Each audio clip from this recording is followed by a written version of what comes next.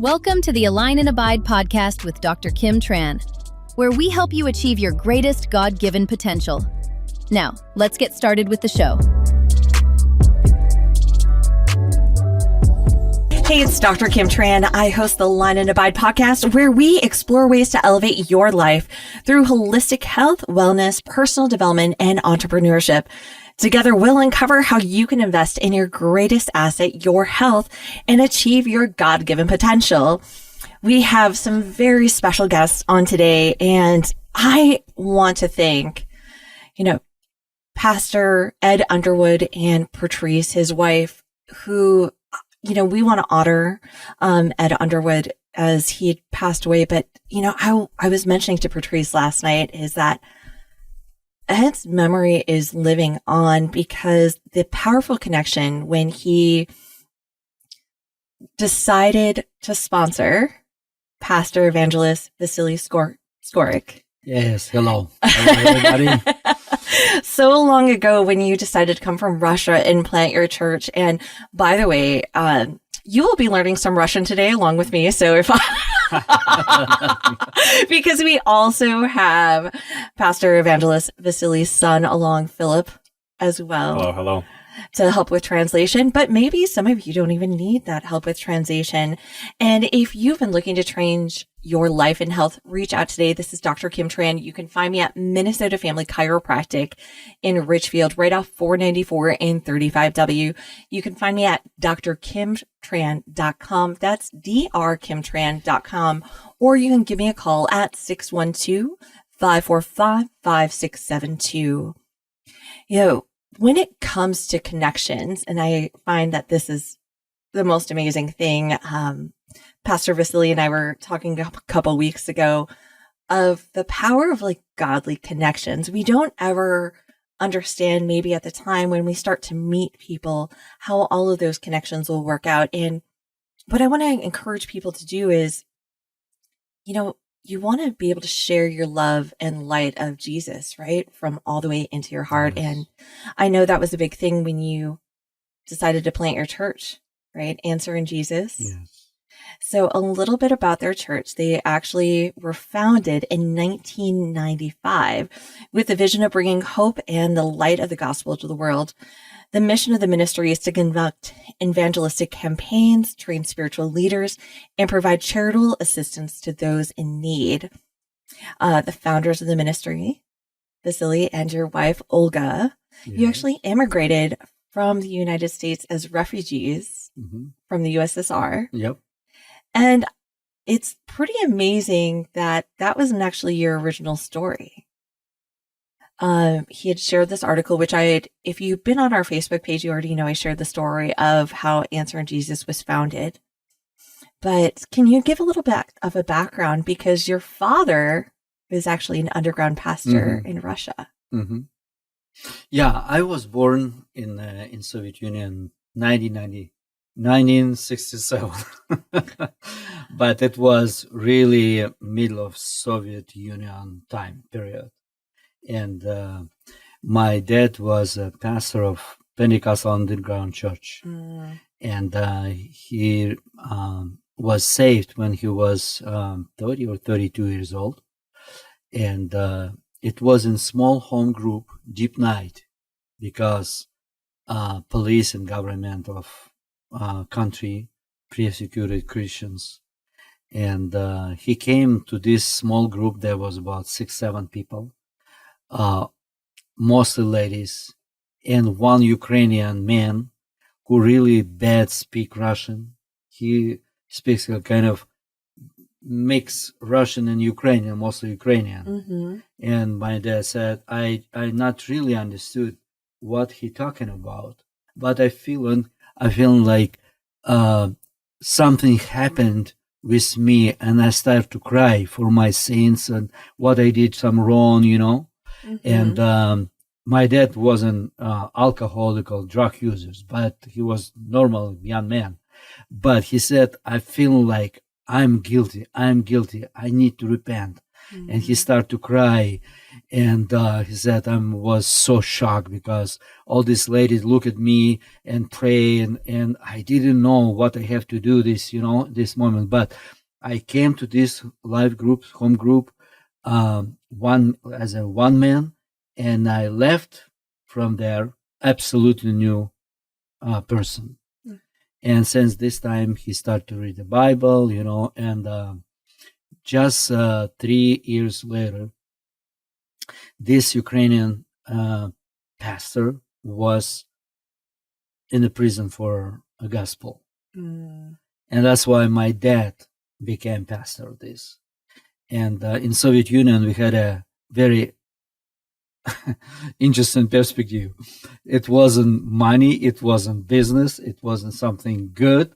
Your next perspective to go to prison as well, But my dad said, I feel like I have to be here as a pastor.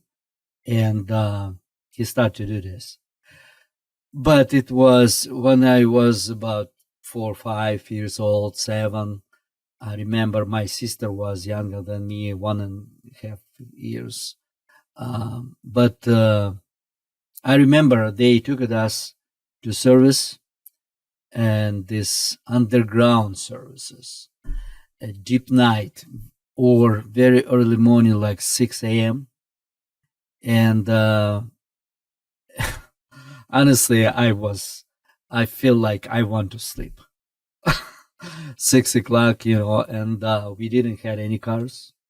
It's a public transportation, and we live in border of Siberia. Wintertime, it was really colder than even in Minnesota. And that's why we had to go to bus. It's about 20 minutes walk, cold. Then going on a bus, some other place, small room. And there was nobody same age as me. I'm just listen there. I wanted to sleep, but my dad said, no, you cannot to sleep because it's a service. You have to listen, and then we're going to pray. And I tried to do, but it was so hard, But I didn't feel kind of sad for that. I feel like, okay, they are persecuted because we are Christian. And this time it was kind of really clear, understand, this is Christian, this is not Christian. If you are Christian, you have to do this, this, and this. If you're not Christian, that's why you do this, this, and this. And that's why we prayed and believed someday, and Dad told me many times, I not really kind of understand it, really hard to believe it, but he told me many times, it's going to become this time freedom for our country. And we're going to go to service on Sunday morning as normal people in US, Western countries. And I thought, I not really believe that, but maybe, because it was year by year by year, 7 years actually. And that's why it was so hard to believe. But it's happened one moment. Yeah. Well, God is a God of suddenlies, right? He can be prepping us for so long, and then all of a sudden everything falls into place because God's timing is perfect. Yeah. I think back to what I went through last year or the last few years, that each and every one of us who are Christians, and this is talked about in the Bible, will be persecuted at some time for being a Christian, except you were walking into that. You already knew that you were born into that. Yes. Yeah. And you mentioned an interesting fact that, 91% of people in Russia were considered Christian. Hey, it's Dr. Kim Tran, and we're back with Pastor Evangelist Vasiliy Skorykh and his son, Philip. As I'd mentioned, you're also probably going to learn some Russian today, as me as well. Just don't test me on it later, okay? But yeah, I think there are times where we think that maybe we have our own struggles in the US, but could you imagine growing up knowing that you have to go to an underground church in order to find out about God and Jesus, about even just maybe having one Bible to share with an entire community or town. And that is actually one of the things that we had talked about, Pastor Vasiliy, is that your father, as we were just talking about, came up as an underground pastor. You started going to church when you were 4 or 5. And then how did it feel to watch your father actually get put into jail as he tried to preach? Как это чувствовал, когда когда ты видел то, что твой отец поставили в тюрьму и за то, что он проповедует? Как ты это чувствовал? Well, for me, it was kind of conflict inside me, because I knew that my dad didn't do something wrong. I know he spent a lot of time with us, with kids. And we read the Bible together, we play some games or ride on a bicycle, not just like a church, praying and Bible, that's it, And that's why I didn't understand what's wrong. What's wrong that we are reading the Bible? What's wrong if my dad teaching people to be kind, And it was kind of crazy for me. I don't know why these people say you cannot to preach, you cannot to pray. That's why I was kind of scared. Actually, it was scared for me. I remember this time I was about 7, 8, 10 years old. I wanted to go with him everywhere. Why? Because if you're going to service at night, we don't know if he's going to come home or he's going to be in the jail again. And I don't know what's going on there. Maybe they're going to beat or something like this. And that's why I wanted to go with him everywhere. I just asked him, Dad, can I go with you? He said, no, I stay home. No, I wanted to go with you. And I understand he didn't understand me, why I wanted to go everywhere, because if I'm going, if something happen, I will know what's going on. But if not, I'm just away home. And we didn't have a telephone. And that's why you cannot to find, if some people disappear, you don't know what's going on. You don't know where you need to call. Even if you're going to call to police, they will not say about this because it's local police, but they even don't know what's going on somewhere, and that's why it's kind of mixed in my heart, in my mind, and kind of really sad. And the other side, I'm going to school, and all my friends have a parents as well, and they even didn't know what's going on in the Christians, with Christians, Yes. And that's why I cannot to tell with them, because it's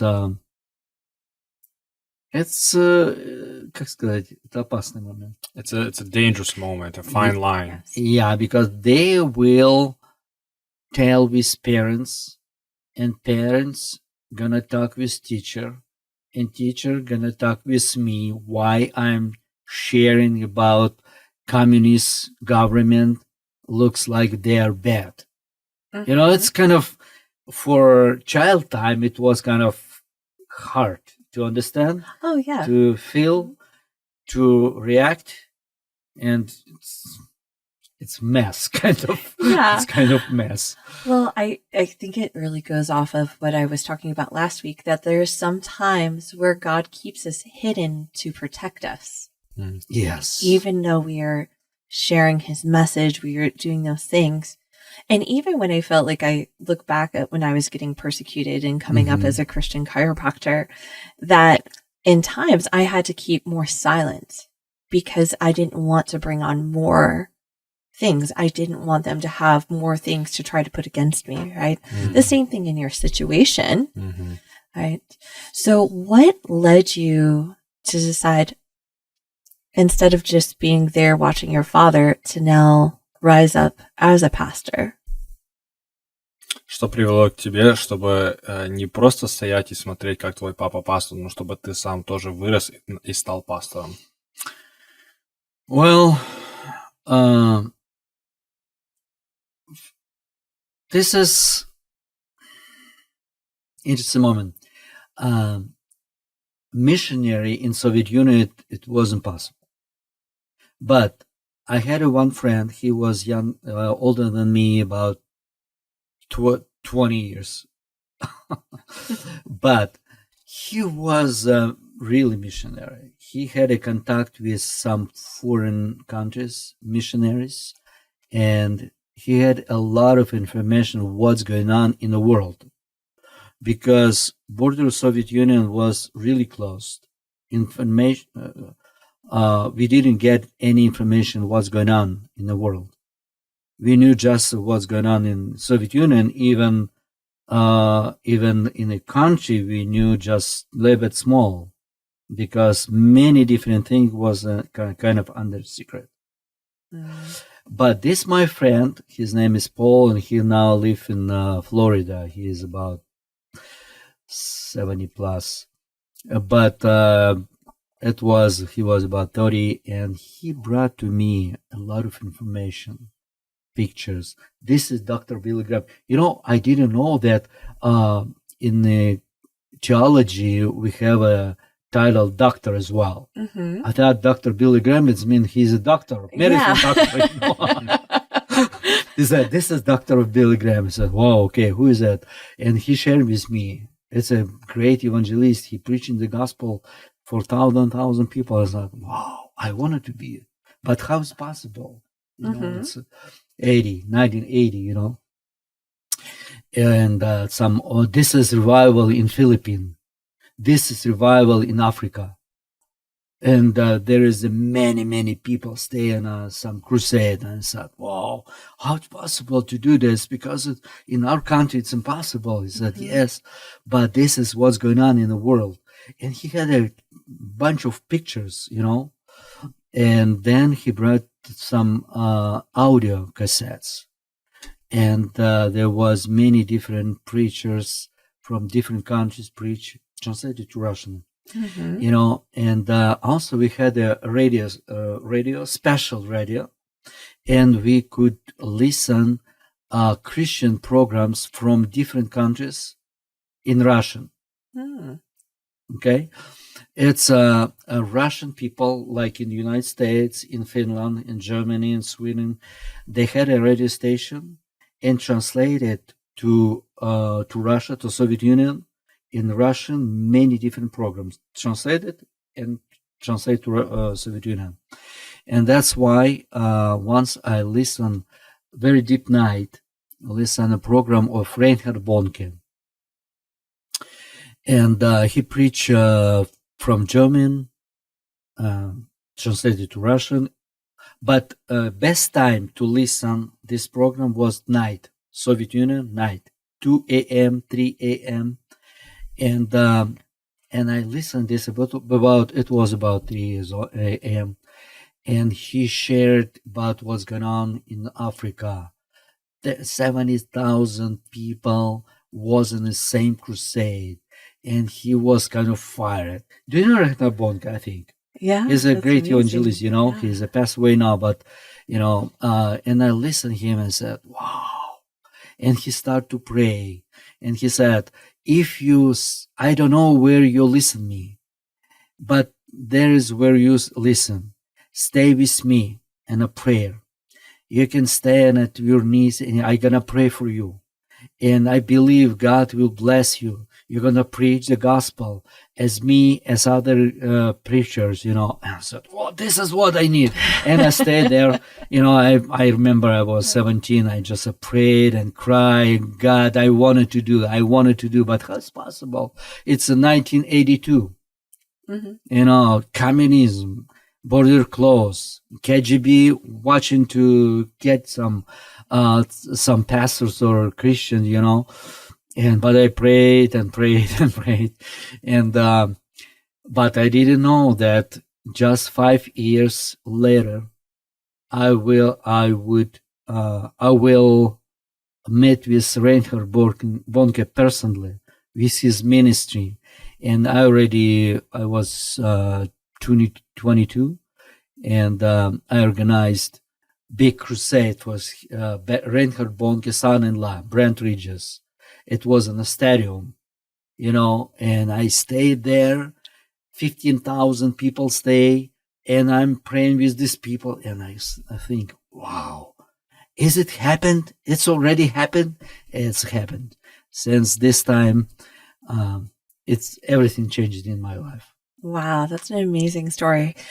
Coming up, we're actually going to be going over as far as if you've been looking out for a church to go to, Answer in Jesus Church, you can find it in Coon Rapids, Minnesota.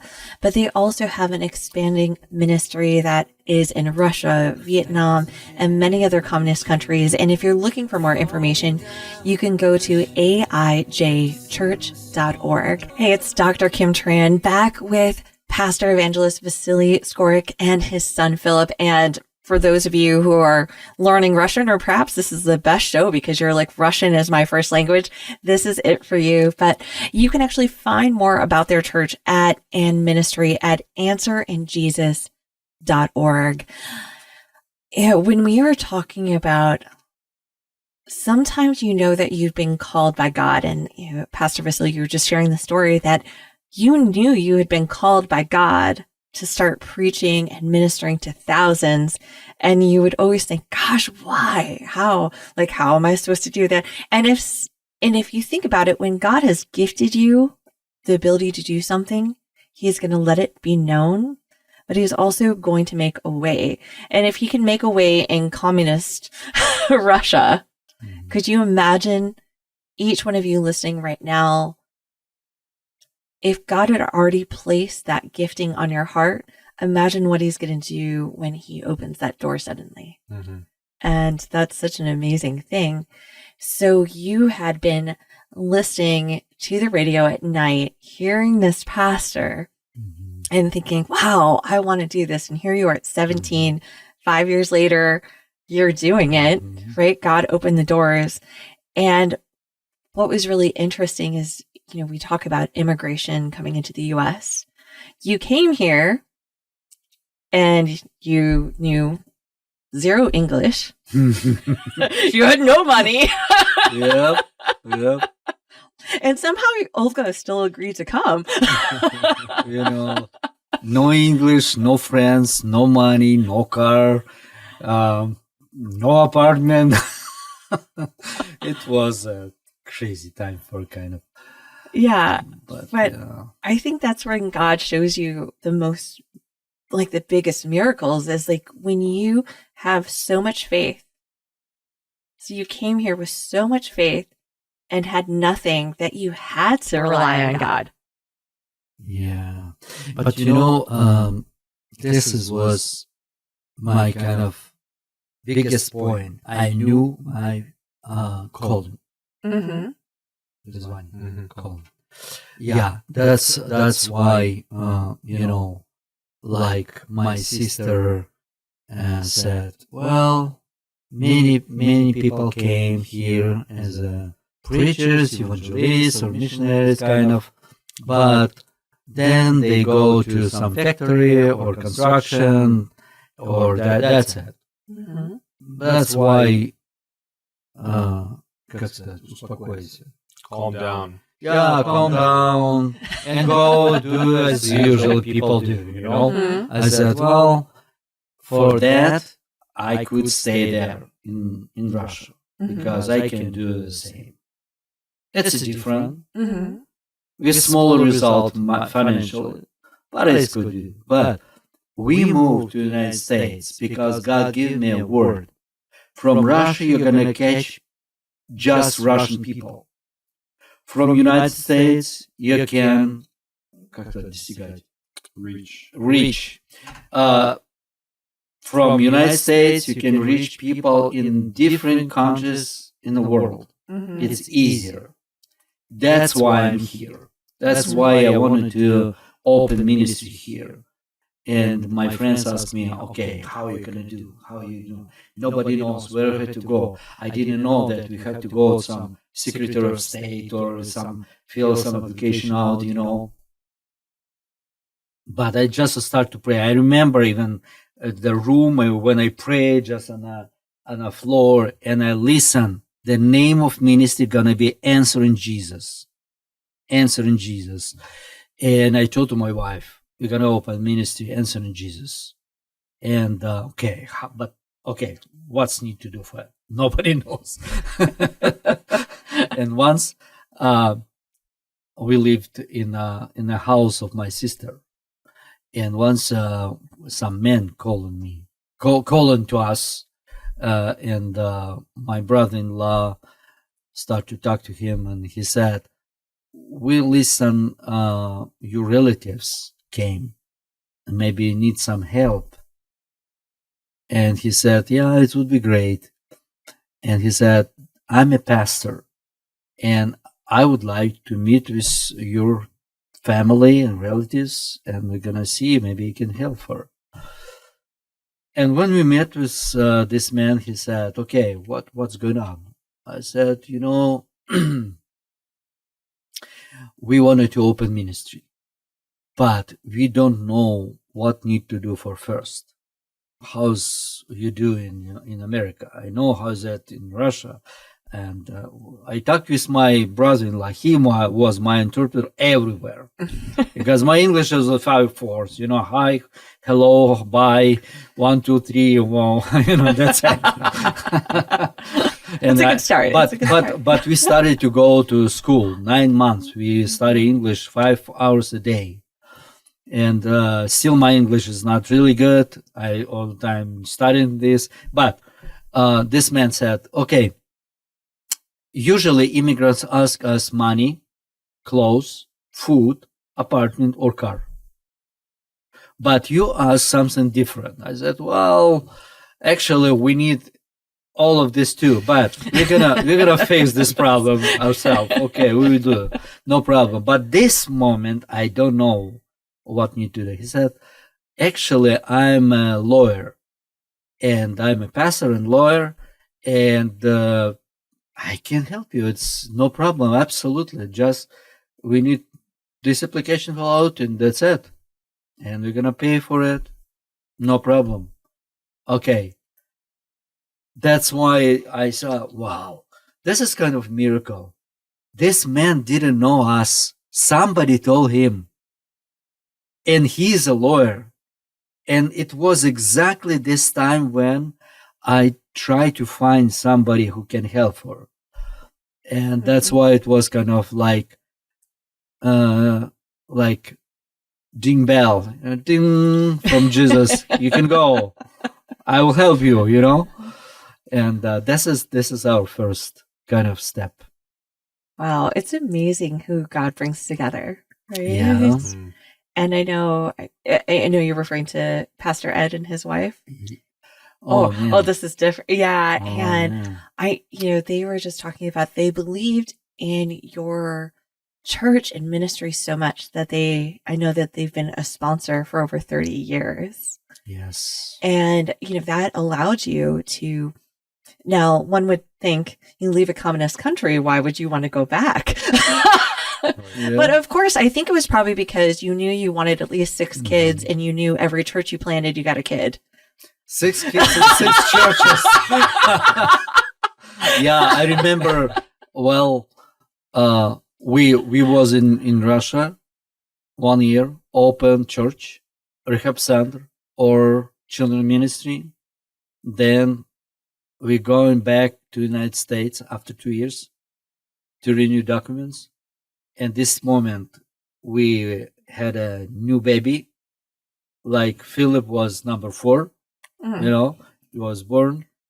He was born in April, and on the fall, October, November, we moved back, opened one more church, going back, getting new baby, again going to Russia. 7 times we did it, actually.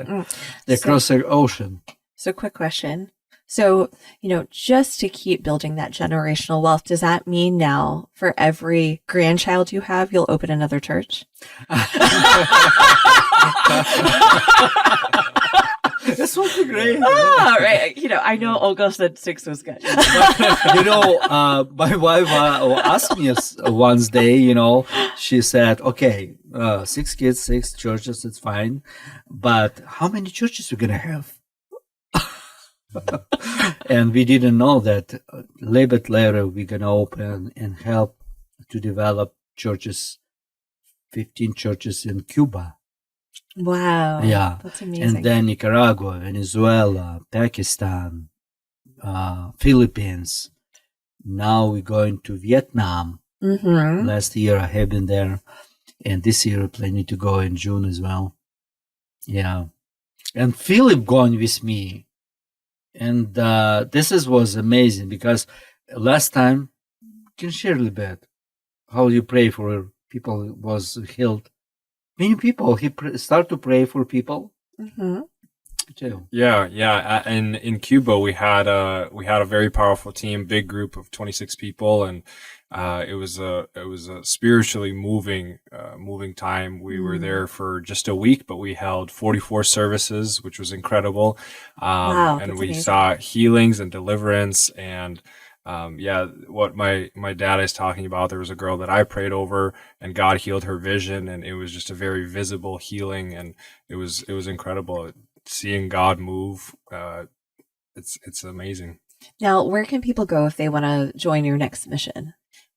Куда они могут пойти, если они на следующий mission trip Well, поехать? in April, Куда они могут пойти? Куда они могут пойти, чтобы найти, чтобы поехать на миссионерскую поездку с тобой? Она просто спрашивает.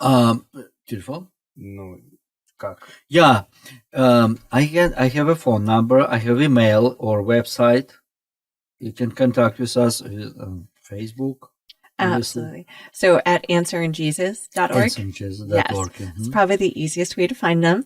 Yeah. But so obviously, if you want to go over to Vietnam, you guys are going in June. Mm-hmm. And coming up, we're going to be talking about some amazing connections that we've already made with Pastor Vasiliy and other leaders that have been in Vietnam and Cambodia coming up. And if you are looking to, you're feeling inspired and you want to help plant more churches and support this ministry, you can go to answerinjesus.org. Or you can also find out more about the church in Coon Rapids at aijchurch.org. Mm-hmm. Hey, it's Dr. Kim Tran, and I'm back with my special guest from Answer in Jesus Church and Ministry. If you have been so led to start donating to be involved with their ministries, to start church planning yourself, you can actually go to answerinjesus.org. I'm back with Pastor Evangelist Vasiliy Skorykh. Yes. And his son, Philip. And I'm just so glad to hear, when we were talking about it, you were like, okay, here's 6 churches, 7 churches in Russia. We already knew about the church in Hanoi.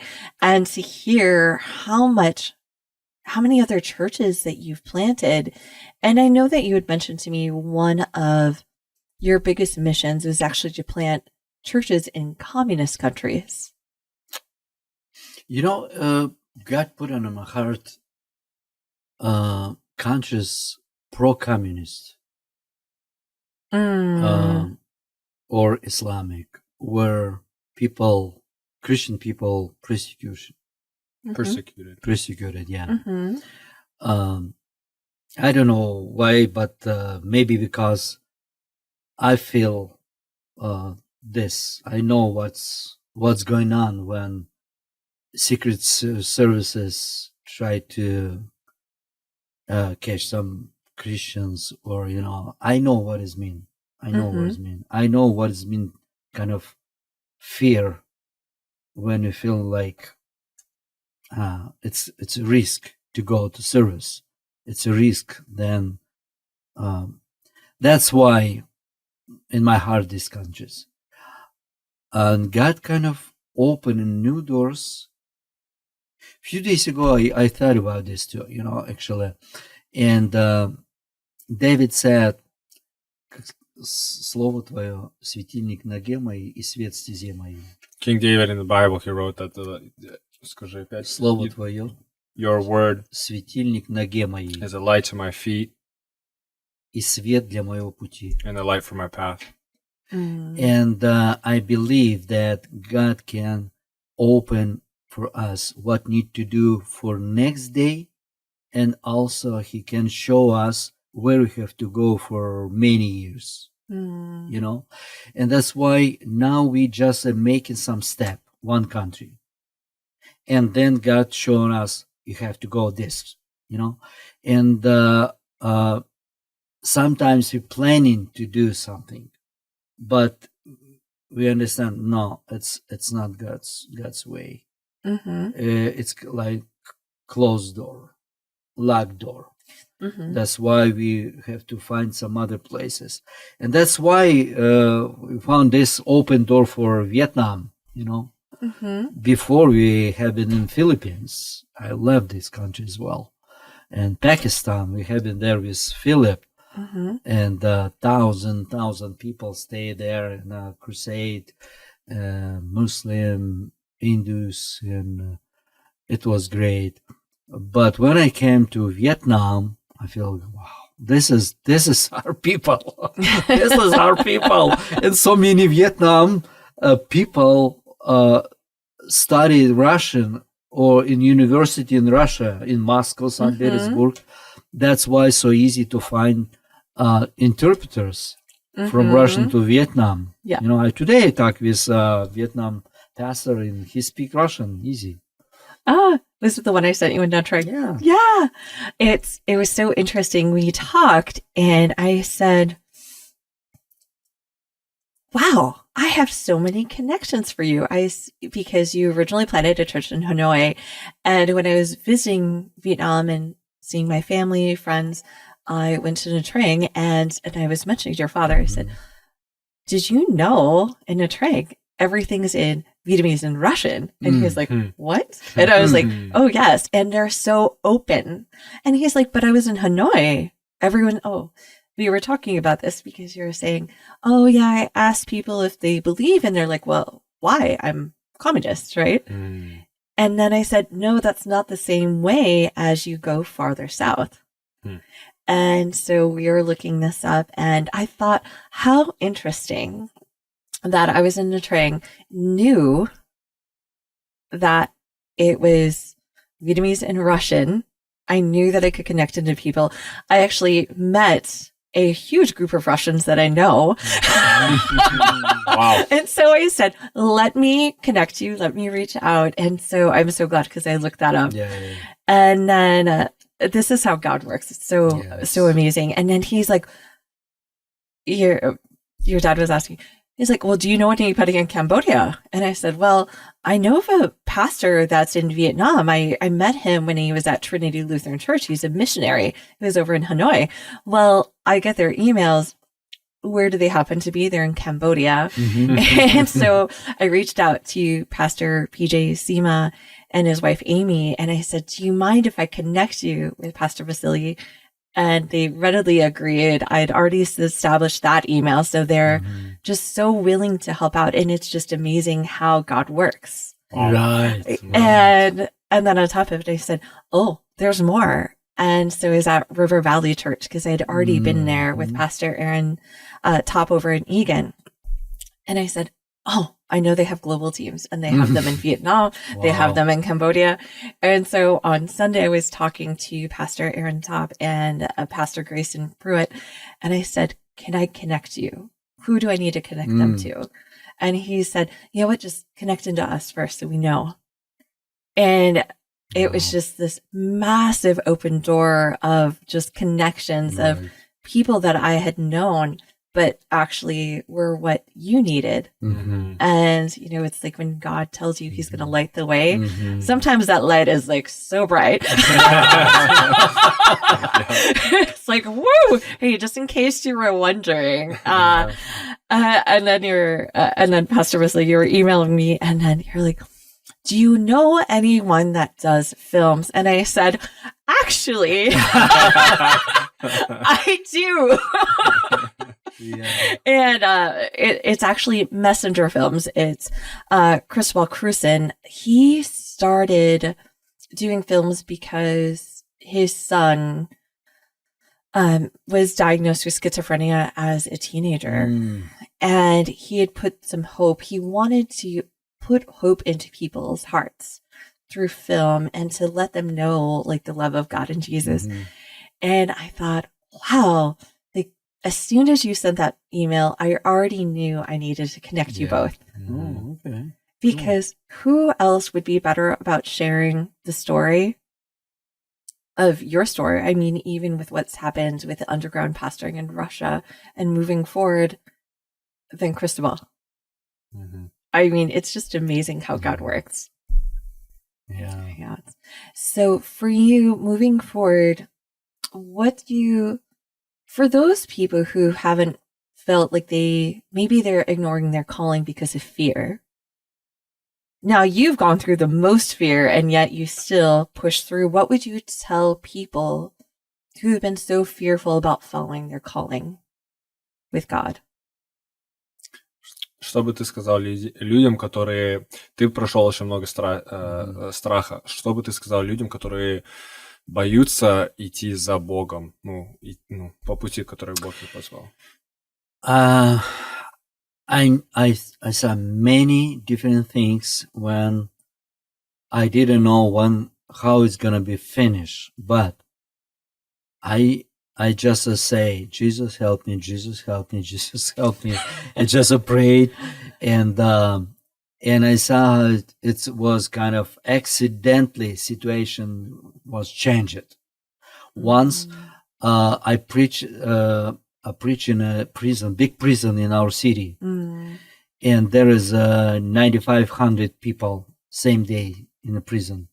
And I was in one room, there was about 75 people, maximum criminal. And the soldier who opened this door closed me in this room. He just messed up doors, and he locked me, 3 lockers, and I stayed there. I was 23, It was kind of scary too, And all these guys, man, they said, hey, okay, what do you think now? And I'm looking like, okay, I have to be, and Jesus here, hallelujah.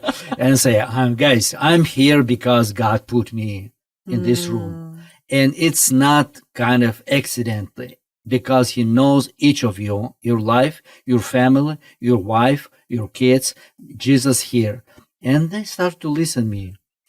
About 15 minutes later, when the soldier opened, they try to find because there is many hundreds of doors. Where did he lock me? And he opened this door, his face was white. And at this moment, I said, hey, if you want to receive Jesus to your heart, to change your life, because you did so many different things and you know all of this, raise up your hand and we're going to pray. And that's why this man look at all these criminals, stay like this, say, Jesus, come to my heart. It was miracle. That's why I can say, God will go with you everywhere. He will not leave you, and he bless you. Thanks for listening to the Align and Abide podcast. We'll see you again next time, and be sure to click subscribe to get future episodes.